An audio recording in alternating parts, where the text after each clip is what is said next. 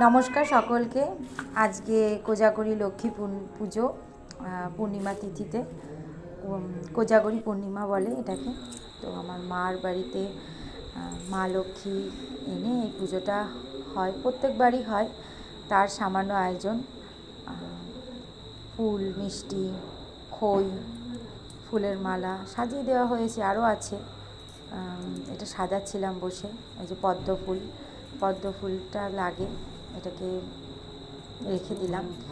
আর আলপনা আমার মা করেছে, এই যে আলপনা করছে, আস্তে আস্তে আলপনাগুলো করছে। সন্ধেবেলায় পুজো হয়, সন্ধেবেলার মানে রাত্রের দিকেই পুজোটা হয় বেসিক্যালি। দিনের বেলা এখন অনেকেই করে তিথি অনুসারে, কিন্তু রাত্রেবেলাও পুজো হয়। ওই যে মায়ের পায়ের ছাপ আঁকছে, এভাবেই আমরা মায়ের পায়ের ছাপ আঁকি। ভাবছিলাম এটা এমনি করব, বেশ ভালোই লাগছে। কিন্তু আগেকার দিনের মানুষদের তৈরি করা জিনিস, আপনারাও নিশ্চয়ই আপনাদের বাড়িতে